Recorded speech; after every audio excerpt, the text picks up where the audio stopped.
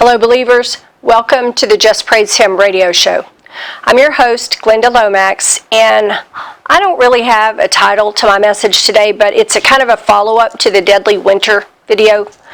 There has been an unprecedented response to the Deadly Winter video, the warning about, what the Lord told me about a deadly winter. I did that video on Saturday, September 21st, 2019, and what surprised me the most was how many other people commented or emailed me and said, the Lord told me the same thing. He told me to start, doing this or doing that or preparing or storing up food or whatever. And I only had one confirmation besides what he had told me. There was one other person who knew someone who is in the Word constantly that the Lord had told them about the deadly winter. And that was enough for me to think, okay, this could be very serious and, a lot of people could die in this. So that was the reason that I went ahead and made the video, and he gave me the word, a deadly winter. So I want to talk about that a little bit more.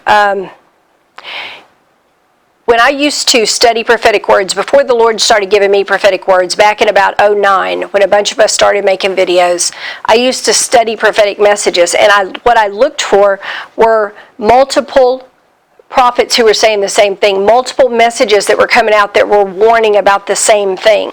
If you see a number of people that are getting the same thing, you should pay attention to that, because very often they're hearing from the same God, and he's trying to warn people, so he's telling a lot of people.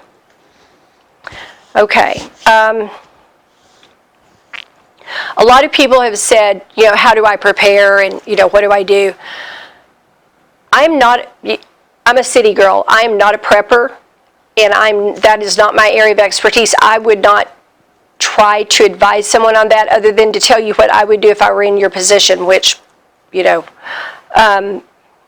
it's probably going to be a little different for each person, and really everyone should pray and ask the Lord, how do I need to prepare where I live? Because he did not tell me. A lot of people ask, where is this and when is it? I don't know. He didn't give me those details. He just told me a deadly winter's coming and you need to prepare. He didn't say it's for the United States or it's for the USA and Canada or it's for everybody. But one person commented on the video so far. Today is, what is today? Monday, September 30th, 2019. And one person commented on the video and said that they lived like in the Netherlands or somewhere, and God had told them the same thing and told them to start getting ready. And they believed that it was worldwide. I don't know. I'm not saying that it is because he's not told me that. I'm just saying you can read the comments. There's a lot of them. As far as preparing, let's look at what he told us in that word that he's about the deadly winter. He said, prepare for an intense winter comes your way and death rides on its winds. Okay, and other people were warned about the wind too. So apparently there's going to be a lot of wind or high wind or something with these winter conditions. There will be much lack and hunger and need of heat, okay? So that tells you there will be things you don't have, and there will be hunger, and people won't have enough heat. Now, I live in an all-electric house, so if the electricity goes out where I live, yeah, that's going to be a problem. And a lot of you also live like in the city. The townhouse that I lived in Princeton, it was all electric. I loved living in Texas. I would not want to be in that townhouse when this winter that he's talking about comes, because there's no way to heat that. There would have been no way for me to heat it in that particular townhouse. Now, I think that you have to, research, look for prepping sites, prepper videos, prepper sites. They tell you how to live off-grid, how to, like when everything goes down. They know ways to survive. I'm not that person who knows how to do that, y'all. I'm just not. I've camped one day in my entire life. One day. That's it. That's just not my thing. I don't know how to do any of that. In fact, a lot of people kept saying, oh, you don't need because the Lord told me to fix the gas log fireplace where I live. And they said, oh, you don't need a gas log fireplace. You don't need propane. You need a wood burner. You need to be burning wood. No, trust me, I don't, because I can't build a fire that will last more than 5 minutes. And I tried for months to learn. When I was at the House of Horrors before this house, I just can't build a fire. And I tried, and had people try to teach me. I don't know, I'm stupid in that part of my brain or something. I cannot build a fire that will last. I will freeze to death if I have to rely on that. And not only that, but you have to remember, when somebody is 60 years old, I am not that sure on my feet. I fall in my house, okay? I mean, I fall up against stuff, trip over my own feet. I do not go outside when it ices because of that, and because my driveway slopes like this. I don't go outside when it ices because I will fall and break a hip and, freeze to death in my yard or be in a nursing home for the rest of my life. It's stupid for somebody my age who can't walk well to think they're going to go and gather firewood to keep warm, and especially if they can't build a fire like me. So I'm just saying, the Lord knows what He's doing. When He says fix the gas fireplace, I'll fix the gas fireplace because He said to do it. That's all I need to know. He said to do that. And a lot of people said, oh, that won't work when the electricity goes out. I researched that, and it depends on what kind of pilot light you have, apparently. And believe me, I will not be spending a dime to fix a gas log fireplace if it is not going to work when the electricity goes out, because that would be useless in this, wouldn't it? Okay, so thank you for your advice, though. I appreciate that y'all care enough to tell me, hey, try to stay alive. Because a lot of people are not going to stay alive in this. Okay, he said, there will be much lack and hunger in need of heat. Okay, now, I talked about this in the first video. If there is a lot of ice, the trucks often can't run to fill up the shelves on the grocery stores. Okay, in the grocery stores you go in, if the trucks can't run, especially in some place like where I live that's real remote, the trucks aren't coming up the mountain to fill these shelves, y'all, if there's ice on the road, and I wouldn't either if I were them. If it's going to risk their life, I wouldn't either. Hunger, obviously if we can't get groceries, we're going to be hungry. And need of heat, okay? People like me that rely on electricity, that's a problem. If you have a fireplace but you don't have any wood, that's going to be a problem. He said, prepare for darkness comes your way. That made me think, too, that the electricity was going to go out.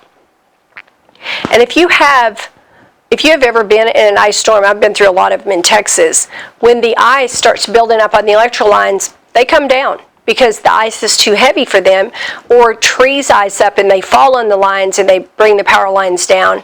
And, crews immediately go out and try to fix that, but there's only so many work crews, too. So a lot of it depends on that as well. There was an ice storm here. I can't remember what year they said it was, but it was like in the last 15 years, and it caused like a 16-day power outage or something because they couldn't get it fixed faster than that. And so everybody was in their house, trying to stay warm and going outside and gathering firewood and stuff and just burning it in their fireplaces. Okay, this is not a winter such as you have seen before. This one brings new dangers. Now, I don't know what the new dangers are. He did not say that. He didn't tell me what they were. He said, I warn you that you may prepare. Many will not heed my warning, and death will claim them. He showed me that only about 50% of the people would take heed of this warning and actually do something about it. Judging by the mockers and the hateful trolls that have commented on the first video, I strongly suggest it will be at least 50% that won't listen. And God bless them. Y'all, if they're not walking with Jesus, they just don't have any spiritual understanding, and all they see is some crackpot going, hey, it's going to be a bad winter. And that's the truth. Okay. This is a time to walk in much wisdom and prudence. That means caution and being careful and taking, extra precautions, that you may be spared from the jaws of death a little longer. Prepare for lack, for hunger, and for cold. Okay, right there he told you what to prepare for. Lack, hunger, and cold. Prepare that you may stay warm in this time. Warn your loved ones, a deadly winter comes your way. Okay, now, I was watching an earthquake movie this weekend. I watch stuff like that just because it interests me, but when I watch things like that have to do with things that are going to happen in the end times, a lot of times the Lord will start speaking to me, probably because I'm very calm. That is how I de-stress. I either go and walk, or I'll watch something like that. If I have a whole lot on my mind, I'll just watch something like that, and for some reason it just, maybe because I stopped thinking about whatever's stressing me out. But anyway, I was watching a movie about an earthquake. And a lot of us in prophetic circles and a lot of you who follow the prophecies have read the prophecies that have been coming out for, 100 years or more about a mega quake in California. And years ago, when I still studied prophecies, I read Joe Brandt's Dream Vision series that he had in 1930 when he was just a teenager. He was like 18 or 19, got thrown from a horse, and he's in the hospital, and he has this series of dream visions where he sees this quake. And he sees the time on the clock, and the Lord raises him up, and he sees things that are going on around the world. But what really strikes you is how he said the people were dressed. Because when you read that and what the cars look like, you're like, oh yeah, he's talking about now. So I'm watching that, and I'm watching the movie, and I'm seeing all the people running and screaming in the movie that need help, and they can't find any help. And I asked the Lord, I said, how many, Lord, are going to be in need of help in that time, and they're not going to find any help? And he answered me. I didn't really expect him to answer. I was just talking to him, and he said, all of them. And I was like, wow. And so I kept watching it. I was thinking about, the end of the end times and how we're literally watching the Word of God play out. We're watching it. We are watching what He has told us is going to happen, happening. And it's not going to get better for anybody who doesn't know that. We are watching the end. And I'm not just saying, oh, yay, the end is near. No, we are watching the end play out. Okay, I could not be more serious when I say that. So I was just talking to the Lord like I always do, and I said, yeah, it's going to be worse than bad when the time comes for the Cali quake, the big quake. And he began to talk to me, and he had told me earlier in the year, this year, that, we always thought, or I always thought, the people I knew in prophetic circles always thought that when the California quake happened, that's like the beginning of the tribulation, right? No. He told me earlier this year that we've got it backwards. He said that's the end, not the beginning. And when he told me that, I went back and I read Joe Brandt's Dream Visions again, and then I saw what I had missed. Joe Brandt said, I've been to the end of the world and back. I've been to the end of the world and there's nothing there. So what he was saying, what Joe Brandt was saying in that, what he saw was it was all already gone. The Lord showed me, and I put this out in today's word. Any of you who are not familiar with me, I have a website called justpraisehim.today, and where I put out the prophetic messages that the Lord gives me. He had shown me this before, and he showed it to me again. There's a group of people who are very proud, and in the end, they get control of some of the earthly kingdoms, like Los Angeles, New York, whatever, New York type, those size of cities, but that He's going to destroy their kingdoms, and they will be left with nothing but a pile of rubble. He's never told me who the group is, how they gain control, or what kind of control they have, but each time He speaks about it, I get the sense that they are very evil, and that they have fought to destroy all that is good and all that is of God, so they can possess those kingdoms and run them the way they want to. He said, destruction is all that will be left of their kingdom after they have decried me. I've heard the word decried, I guess, at some point, but I've never used it. They will weep as I destroy all they have sinned to gain, when they realized it has all been for nothing. Those who serve me will be safe with me. And I saw when he was speaking this that Jesus had already come back and gotten all of us. So that's good news for anybody that lives in California that walks with Jesus. You're not going to be there for the quake, okay? Just so y'all know that. He's already come back and gotten us when the end comes and this great earthquake in California takes place. And what I was seeing looked like maybe Los Angeles. Their reward shall be very great, talking about us, and they will rejoice for all eternity. Those who decried me will perish and shall never know peace. I had to look up the word decry because I've heard it, but I've never used it. And it means to denounce as worthless, to publicly depreciate or express strong disapproval of. Kind of what those people that mock about videos like this are doing. Just now that I think of it. Anyway, that word is called those who decry me, and that was today's word, September 30th, 2019. Okay, now.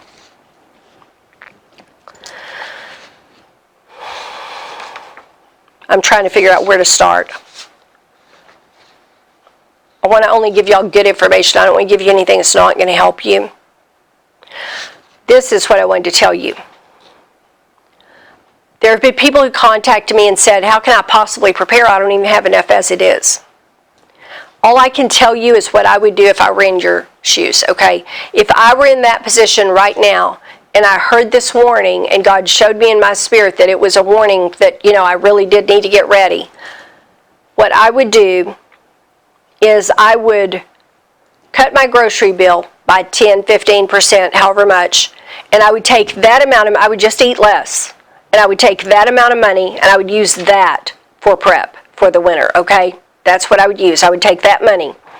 And I would just, you either eat cheaper food or you eat less food. This is where having the spiritual discipline of having fasted a lot will really help you. I did a ton of fasting back in 2009 especially, a lot of fasting. I did one fast of all solid food. I did drink liquid. That's the way he told me to do it. Fasted all solid food for 76 days. I know from that I can go without food for a long time. I know I can do it. If I have to do it, I can do it. That helps me as I prepare for this the best I can because, I know I don't have to have a Big Mac and fries every day to get by. Fasting really, that pays off. And I never thought about that, when I was going through that. When he told me to fast, and I just fasted until he told me I could stop. And I was hungry. There were times when people were eating food around me, and I was hungry. I mean, you are when you fast. You want the food, but you have an anointing on you if he tells you to fast. I don't advise fasting anytime where he's not leading you to fast because that anointing of ease won't be there. You still have to fight, because you want to eat, but you don't have to fight nearly as hard. I fasted one time for 2 or 3 days back in the 80s because I wanted to do that to honor the Lord. And there was no anointing on me to fast, and I thought I would have almost knocked over an old lady to get a sweet roll. I'm telling you, it was bad. I was so hungry. Anyway, there's a big difference in when he calls you to fast and you tell yourself you're going to fast. That's all I'm saying on that. Okay, so you can take some of what you use now for food and take that and use it to buy things to prep with. Okay, like whatever kind of what you have to have when you prep is basically food that does not have to be refrigerated. So that means highly processed snack type food, crackers, peanut butter. Peanut butter doesn't perish. Doesn't go bad for a really long time. Things like that, okay? Canned stuff doesn't perish. Okay. I would do that, and especially if you live in an all-electric place, your best source of heat is going to be the clothing you have and your blankets, okay? Flannel sheets on the bed are a lifesaver. They are a lifesaver when you are freezing cold. Really thick socks, a toboggan cap, those sweater caps that you just pull down over your head, because you lose a lot of heat out of your head if you don't have a hat on. So a hat's really important. That's why you see movies about the 1800s and stuff, you see them wearing hats, like these funny little sleep caps. They were wearing hats because it helped them to stay warm. I don't know if y'all have ever lived in a house that didn't have central heat and air. I lived in a bunch of them growing up, and I can't even tell you, but I still remember how cold those sheets were when we jumped on top of them. We didn't have no flannel sheets. And it was cold. It was so cold. It was like you thought you were never going to get warm. And that's what this is probably going to be like. I lived in one mobile home when I was married that I remember one time, I think it was just a winter storm. I don't think it was an ice storm. I think it was just a winter storm. But I remember walking down the hallway to go to my kids' room, and the back door had ice on the inside of it because it was so cold. And I was like, that's not good. That's not good. Okay. Now, I'm going to make, this is just a suggestion. Usually what we do when we prep is we go buy the cheapest of everything that we can find. Okay, you buy instant coffee, you buy, the very cheapest you can find so you can buy more of it, right? Okay, that's great for making it go further. But try your prep food. Okay, take that home. If you go buy a jar of coffee for 99 cents and you're a big coffee drinker, take that coffee home, open it up, and make a cup and see if you can actually tolerate it. You don't want to get to a time when you're already miserable because it's dark, you're freezing cold, you have no electricity, you have no internet, and you're already unhappy about all that. And then you try to make a cup of coffee and you're a coffee drinker and you can't even drink it. It's so bad. You don't want that. Okay, so test your food. I had bought some some instant soup, and I tried it. It was bad, y'all. It was terrible. I would have to be on the point of starvation before I'd even think about it. It was bad. And I'm not a picky eater at all, and that was bad. So just try your food. Try your food. Whatever you're planning to buy a lot of, try some before you invest in a bunch of it, just because it will just make it easier for you. Whenever you're freezing cold, having something hot to drink like broth, I made the suggestion of bouillon cubes, because you can buy a little jar of bouillon cubes and it has 25 cubes in it. Each one of them makes 1 cup of broth. That is something that's hot to drink when you're cold, that has a little bit of, sodium and stuff in it that will just kind of help get you by, And I found out when I was fasting that a little sprinkle of cayenne pepper, I'm from Texas, we put heat in everything down there. A little sprinkle of cayenne pepper cuts your appetite. I didn't know that until I did that real long fast. And it also spices your food. So there's little things like that will help you if you know what they are. But, if you buy like 2 cases of ramen noodles and then you try ramen noodles and you hate them, and that was not what I tried, by the way, and you hate them, you're going to be pretty miserable eating them for the whole time the storm's going on. That's all I'm saying. And if you take it home and try it, and then you go, no, this doesn't work. I would rather have, 50-cent canned soup from the dollar store or something than to put the money in 50-cent canned soup. So try your prep food. If you're planning on living on it for however long the storm goes on, you need to know that you can eat it. Okay, now, I cannot see yet the end of this ice that I keep seeing. Generally, if you see things in the prophetic, you will see the end of it. You'll usually see what happens. Sometimes you can see how it starts. I cannot see how this starts. You can see some of the major points, and then sometimes you'll see the end of it. I can't see the end of this yet, so I don't know if that means it's going to be really long. I don't know what it means. If I see the end, I'll let y'all know if that changes. Okay, now I want to tell y'all about 2 things that I cannot shake. My spirit, I've tried, and I cannot shake these. So I'm got to tell you about them, because when I can't shake something, it means I'm supposed to let y'all have this information. It's some kind of a warning. It was like the deadly winter when I kept hearing those 2 words, like 2 months ago. Deadly winter, deadly winter. I would be walking around cleaning my house, deadly winter, deadly. And I was like, come on, Lord, give me some more info or something. Give me something. And finally on a podcast, I said, I don't know why I'm getting this, but I'm getting it. And then he finally gave me more on it. Okay, number 1. Because I keep seeing this, I believe that the conditions that are going to create the famine in America have already started. I believe that they started in 2006 with the dying off of the bees, the bumblebees, the honeybees. I did some research on that, and I found a website that says over 1/3 of the food we eat relies on pollination by bees, either directly or indirectly. Many fruits, nuts, and vegetables require pollination by bees and other insects in order to yield fruit, and without pollinators, these crops could all but disappear from grocery store shelves. Then came the massive floods earlier this year in our heartland, and those were bad, very, very bad. People who have driven through those areas, and I have a friend who did drive through them, says the crops are almost non-existent. Now those are our wheat and corn and whatever. Our grain crops are almost non-existent this year, and the ones that do have crops out, they're real sparse. That is not a good thing, okay?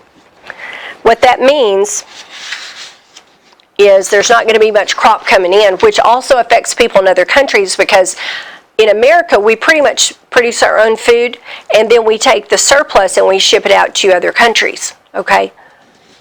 We won't have any surplus the way this is looking, and it sounds like we won't even have enough for what we eat in a year, which means we'll have to start eating what's stored up. And there are people who wrote me and commented or emailed and said that the floods caused some of the silos it ruined the grain in some of the silos. That's really bad. It's really bad, y'all. That's acres and acres of grain that is stored up in those silos. Okay, that's very serious.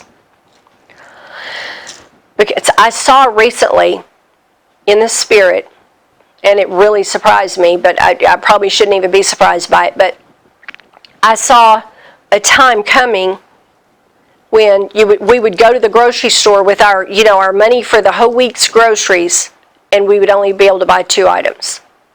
Like if you have $100 a week you spend on groceries, you would walk out with 2 things. Not going to eat very good on 2 things. Nobody in your household is going to eat very good on 2 things. So I'm just saying. Okay, the other thing I cannot shake, and I've prayed about this and prayed about this and prayed about this. He has not given me anything else on it yet. On the other side of that deadly winter, I keep seeing the start of the tribulation period. So I'm just going to tell you. Y'all know, who know me, who have followed this ministry for years, know I have never, ever, ever said that, ever. I keep seeing on the other side of this deadly winter, like we just go right into the tribulation. I don't want to see the tribulation. Can I tell you that? I don't want to see it. I don't want to be here for that. I don't want anybody I love to be here for it, because it is going to be wicked and horrible. So I hope that we're all taken up. I hope everybody we love is taken up. I really believe we are right at the doorstep of the tribulation. I cannot shake this from my spirit, which makes me believe that it's the Lord showing it to me. Because when I get something like that and I can't shake it, and I keep trying to, go, no, I don't, and, I try to look at something else or concentrate on something and it won't go, that is Him showing me stuff. And it always turns out to be a warning and generally will happen. So, I wish that I had more to tell for y'all. But as you know, the Lord, any detail He gives us, He is also giving the enemy. So He can't tell us exactly what's going to happen. He tells us as much as He can to warn us, and those who are wise will receive the warning, and those who have His Spirit, and their spirit bears witness, and He goes, that's me talking to you, they're going to do something about this. Even if you cannot do a lot, do what you can, because any preparations you make are going to be better than no preparations when this happens, okay? There are people that posted comments saying that they saw something about, and I don't know if this is true, I'm not saying it, I just said there's somebody else posted it, about a snow hurricane or something like that. And I thought, that's something we haven't seen before. That would bring very high winds. And I don't know if that's true. I have not seen that. And I don't know anybody who has seen that. But even if it's blizzard conditions, even if it's just a really bad snowstorm with high winds, and you don't have food and your heat goes out and stuff like that, there are things that you can be prepared for. You can have whatever you can prep enough to put back for eating or drinking. I have a friend who said that she was here during the 14 or 16 day power outage, and she said our water stayed on. I said, praise Jesus. But I keep seeing the water not staying on here. I see it being on at first, and then I see it not being on. So I'm going to prep for that. And you can prep for water. That's just putting water in jugs and put I think the preppers say put a little bit of bleach or something in them. I've got to research that. But you can look at what winter clothes you have. What do you have and what do you not have for something like that? You do not want to run around in tennis shoes and thin socks or flip-flops for this, okay? In Texas, there are people that wear flip-flops all year long. You don't want to be in flip-flops for this, okay? You want boots and thick socks for this. If you can walk on snow and ice safely, then you want boots that have traction. Even if you don't have a lot of money, you can go to a thrift store and pick up heavier items of clothing. You can pick up extra blankets. You can look at what you already do have, and you can make a list. What is the cheapest food that I could buy, if I put $5 a week or $10 a week? What's the cheapest food that I could put back that would at least help me to get through that? And the other thing you might think about, and I don't know if this will work when the time comes, it's just an idea I had, if you have extra items of some other kind, like I have a friend who makes candles. Or she doesn't make candles now. She used to make candles a long time ago. And she told me one time that she has a lot of extra of those candles left over. That's something that possibly she could barter with in the time coming. Maybe. I don't know. Maybe if she needed food, she could trade someone who needed candles. I don't think people are going to be socialized out in the middle of the street, but if you live in a friendly community like I do, that's a possibility at least. You know, where I live, people are very warm and very friendly and probably will help each other if they can help each other. Some of them won't, but some of them will. And it's possible that you may have extra of something that somebody else needs and you might be able to make, I don't know, it's just a thought. In that kind of weather, if the winds are high, I don't think anybody's going to be going outside. But that's really all I have for y'all. I hope this helps you. I hope that I'm very encouraged by the amount of people who are taking the warning seriously. I am still shocked by how many other people heard the same warning. I'm so shocked. I'm so grateful to God for His great mercy. But He's told so many people. There must have been 100 people that I've heard from and that have commented that said, He told me this too. He told me the same thing. He told me to prepare. He told me to put back food, firewood, whatever. So just give it some thought, y'all. If you ignore the warning, you ignore it. It is your choice. But He's giving a warning for a reason. God is very merciful. He doesn't want us to suffer. Okay? That's all I have for y'all. I hope this has been a help to you. Thanks for listening. Jesus bless you. Y'all have a great week.